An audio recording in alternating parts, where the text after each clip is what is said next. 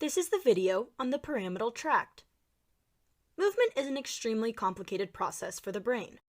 There are several pathways that work in concert between the brain, spinal cord, and motor end plates. A pathway is the path the axons take from the brain to the effector site. The motor pathways are divided into two major categories, the pyramidal tract and the extrapyramidal tract, depending on whether the pathway goes through the pyramids or not. The pyramidal tract is also called the corticospinal tract and is the direct pathway. The corticospinal tract starts in the cortex and goes to the alpha motor neurons in the spine, just as the name implies. This is done through one long axon, about 3 feet in length, from the head to the lower reaches of the spinal cord. These fibers start in the posterior frontal lobe in the primary motor strip at the anterior side of the central sulcus, or Brodmann's area 4. There are several other inputs into this tract from the premotor area and even the somatosensory tract. The fibers move through the white matter into the internal capsule, the white matter tract between the thalamus and the lentiform nucleus, the putamen, and the globus pallidus. It then fans out to form the cerebral peduncle in the midbrain. It travels forward as it approaches the medulla and forms the pyramids, 2 long columns in the anterior medulla. Most of the fibers cross over in the medulla at the decussation of the pyramids.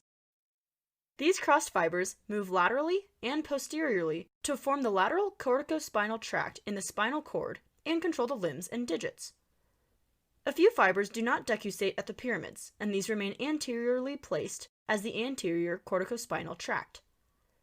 This tract will cross over at the level of the lower motor neuron and control the trunk, shoulder, and neck. If there is an injury or hemorrhage around the area of the internal capsule, the patient will be paralyzed on the entire opposite side of the body. This is a bottlenecked area in the brain. All the motor fibers come through this narrow area, so an injury here affects the whole pathway. If the injury is in the brainstem, the opposite side of the body will be affected. The size of the injury or lesion will dictate how much of the opposite side is impacted. If the injury is in the spinal cord, the ipsilateral, or same side of the body, will be affected, and only the part that passes through the injured area. If the injury is at the level of the upper thorax, the arm will be spared, but the leg will not. Typically, when an injury happens to the spinal cord, both sides of the cord are affected, so both arms and both legs are impacted. The spinal cord is no thicker than your thumb, so it is difficult to limit the injury to one side. There are several other pathways that help to modulate movement other than the pyramidal tract.